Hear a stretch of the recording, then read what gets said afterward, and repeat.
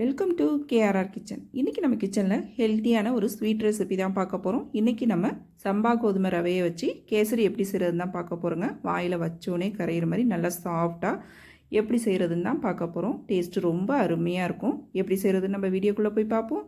அதுக்கு முன்னாடி நம்ம சேனலில் இப்போ தான் ஃபஸ்ட் டைம் பார்க்குறீங்கன்னா சப்ஸ்கிரைப் பண்ணி வச்சுக்கோங்க. கூடவே பெல் சிம்பிள் ப்ரெஸ் பண்ணி ஆல்ங்கிற ஆப்ஷனையும் ப்ரெஸ் பண்ணி வச்சுக்கோங்க.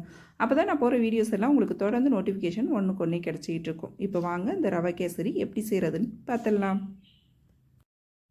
இப்போ ஃபஸ்ட்டு கேசரி செய்கிறதுக்கு நம்ம தண்ணி கொதிக்க வச்சுக்குவோம். அதுக்கு பார்த்திங்கன்னா இந்த கப்பால் தான் 1 கப் அளவுக்கு ரவை எடுத்திருந்தேன். அதுக்கு 3 கப் அளவுக்கு தண்ணி ஊற்றி கொதிக்க வச்சுருக்கேன். தண்ணி பார்த்திங்கன்னா நல்லா கொதி வரணும். அதுக்கு இடையில பார்த்திங்கன்னா நம்ம இந்த ரவையை நல்லா வறுத்து எடுத்துக்கலாம். இதால் 1 கப்பு அளந்து எடுத்து வச்சுருக்கேன். இப்போ அடுப்பில் ஒரு கடாய் வச்சுருக்கேன். இதில் வந்து ஒரு 2 டீஸ்பூன் அளவுக்கு நெய் சேர்த்துக்கிறேன். நல்லா நெய் உருகுனதுக்கப்புறம் பார்த்திங்கன்னா இதில் ஒரு 10 முந்திரி பருப்பு உடச்சி வச்சுருக்கேன். அதை இதில் சேர்த்துக்கிறேன். இப்போ அடுப்பு தீயை குறைச்சி வச்சு இந்த முந்திரி பருப்பை நல்லா பொன்னிறமாக வர வரைக்கும் வறுத்து எடுத்துக்குவோம். நல்லா ஒரு பாதி அளவு நிறம் மாறினோன்னே இது கூடவே பார்த்திங்கன்னா திராட்சை ஒரு 10-15 வச்சுருக்கேன். அது இதில் சேர்த்துக்கிறேன். திராட்சைக்கு பதிலாக நீங்கள் பாதாம் பருப்பு கூட சேர்த்துக்கலாம், அது உங்கள் விருப்பம்தான். இப்போ இதையும் சேர்த்து நல்லா பொரிய விட்டுக்குவோம்.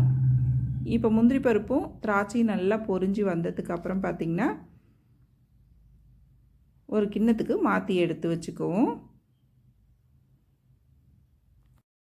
இப்போ அதே நெய்யில் பார்த்திங்கன்னா நம்ம எடுத்து வச்சுருக்க அந்த ரவையை நல்லா பொரியிற வரைக்கும் நல்லா வறுத்து எடுத்துக்கணும். அடுப்பை மீடியம் ஃப்ளேமில் வச்சு நல்லா வறுத்து எடுத்துக்குங்க.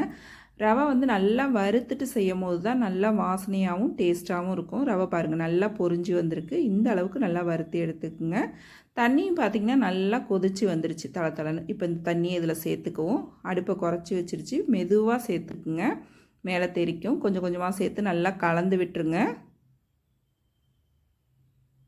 ஃபுல்லாக அடுப்பு தீயை குறைச்சிக்குங்க. குறைவான தீயில் தான் இதை வேக வச்சு எடுக்கணும். அப்போ தான் அந்த ரவை நல்லா வெந்து வரும் நமக்கு.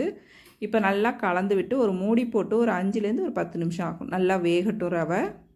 அதுக்கிடையில் நம்ம இதுக்கு தேவையான அளவு வெல்லம் கரைச்சி எடுத்துக்குவோம். வெல்லம் பார்த்திங்கன்னா 1 கப்பு ரவைக்கு 1.5 கப் அளவுக்கு இது போல் இடிச்சிட்டு அளந்து எடுத்துக்குங்க. கரெக்டான இனிப்பாக இருக்கும். இப்போ இதில் ஒரு 1/2 கப் அளவுக்கு தண்ணி விட்டு நல்லா கரைச்சி எடுத்துக்குவோம். ரவை பார்த்திங்கன்னா நல்லா வெந்து வந்துருச்சு. பாருங்கள், நம்ம ஊற்றின தண்ணியெல்லாம் நல்லா வற்றி ரவையும் நல்லா வெந்து வந்துட்டு இந்த அளவுக்கு நமக்கு வேக வச்சு எடுத்துக்கிட்டோம்னா தான் சாப்பிட்றப்ப சாஃப்டாக ரொம்ப அருமையாக இருக்கும். நல்லா ஒரு தடவை கலந்து விட்டுருங்க. இப்போ நம்ம கரைச்சி வச்சுருக்க வெல்லத்தை வடிகட்டி சேர்த்துக்குவோம். இப்போ வெள்ளத்தண்ணி சேர்த்ததுக்கப்புறம் பார்த்தீங்கன்னா கொஞ்சம் தண்ணியாக இருக்கிற மாதிரி இருக்கும். அடுப்பில் வச்சு கிண்டிக்கிட்டே இருந்திங்கன்னா திரும்பவும் நல்லா திக்காகி வந்துடும். நல்லா அந்த வெல்லத்தோடு ஒன்று கலந்து நல்லா வெந்து வரட்டும்.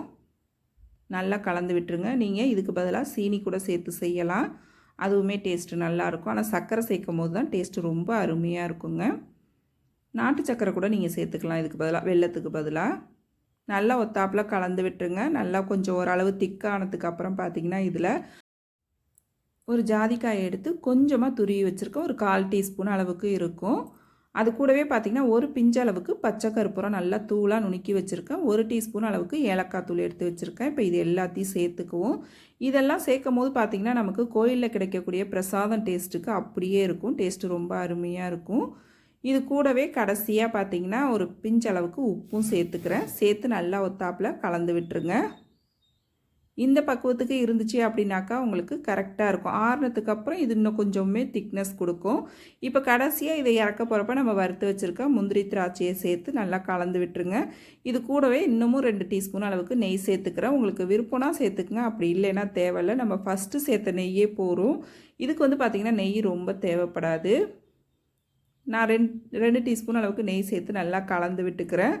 அவ்வளோதான், நம்மளோட ரவை கேசரி ரொம்ப சூப்பராக அருமையாக ரெடி ஆகிடுச்சிங்க. இந்த கோதுமை ரவை கேசரியை நான் இன்றைக்கி சொன்னது போல் செஞ்சு பாருங்கள். கண்டிப்பாக நமக்கு கோயிலில் கிடைக்கக்கூடிய பிரசாதம் மாதிரி அப்படியே இருக்கும். டேஸ்ட்டு ரொம்ப அருமையாக இருக்கும். செய்கிறதும் பார்த்திங்கன்னா ரொம்ப ஈஸியாக செஞ்சிடலாம். ஹெல்த்தியான ஒரு ஸ்வீட் ரெசிபி. கண்டிப்பாக ட்ரை பண்ணி பாருங்கள். ட்ரை பண்ணி பார்த்துட்டு எப்படி இருக்குன்னு எனக்கு கமெண்ட் பண்ணுங்கள். என்னோட அந்த ரெசிபி பிடிச்சிருந்ததுன்னா லைக் பண்ணுங்கள், ஷேர் பண்ணுங்கள். மறக்காமல் நம்ம கேஆர்ஆர் கிச்சனை சப்ஸ்கிரைப் பண்ணி வச்சுக்கோங்க. நாளைக்கு வேறொரு ரெசிபியோடு சந்திப்போம்.